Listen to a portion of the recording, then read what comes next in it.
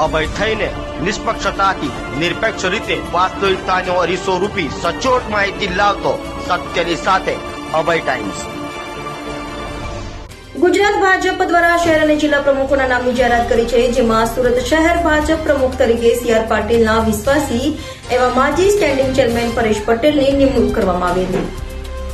ગુજરાતમાં સ્થાનિક સ્વરાજ્યની ચૂંટણીમાં ભાજપની જીત થઈ હતી। જૂનાગઢ મહાનગરપાલિકા તેમજ 66 નગરપાલિકા પ્રમુખ ઉપપ્રમુખની વરણી બાદ હવે જિલ્લા શહેર પ્રમુખોના નામની જાહેરાત કરાઈ છે।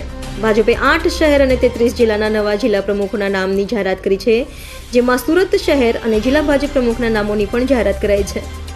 સુરત શહેર ભાજપ પ્રમુખ તરીકે ગુજરાત ભાજપના પ્રદેશ પ્રમુખ અને કેન્દ્રીય જળશક્તિ મંત્રી શ્રી CR પાટીલના ખાસ એવા વિશ્વાસુ પરેશ પટેલની પસંદગી કરાઈ છે।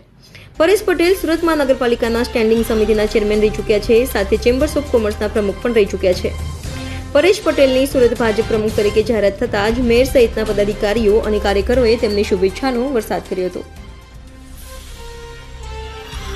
સુરત મહાનગરપાલિકા અને સુરત શહેરના અધ્યક્ષ તરીકેની વરણી આજે મારી થઈ છે। મારા ભારતીય જનતા પાર્ટીના કાર્યકર્તાઓ, મારા કોર્પોરેટરશ્રીઓ, અમારા MLA શ્રી, અમારા MP શ્રી, આ દરેકના સાથ સહકારથી અમે આવતા સમયની અંદર ભારતીય જનતા પાર્ટીને સુરત શહેરમાં વધુ ઊંચાઈએ લઈ જઈશું એવી મને ખાતરી છે।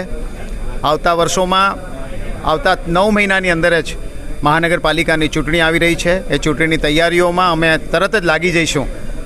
હું કોર્પોરેટર તરીકે મારા કોર્પોરેટરશ્રીઓ અમારી સાથે ખભે ખભા મિલાવીને દરેક એરિયામાં જ્યાં કશે પણ ત્રુટીઓ છે દરેક ત્રુટીઓને દૂર કરી ઝડપથી સારા નિર્ણયો, જેમ આજે સુરતમાં કોંગ્રેસ મુક્ત સુરત છે એ જ રીતે બાકીના પક્ષોનો પણ સફાયો થાય એવું પ્લાનિંગ સાથે 120માંથી 120 સીટ કેવી રીતે જીતી શકાય એના પ્લાનિંગમાં અમે કાલથી જ લાગી જઈશું અને ચોક્કસ જ અમે એ દિશામાં આગળ વધીને જ્વલંત વિજય મેળવીશું એવી આજે મારા કાર્યકર્તા હસ્તક હું તમને સૌને ખાતરી આપું છું।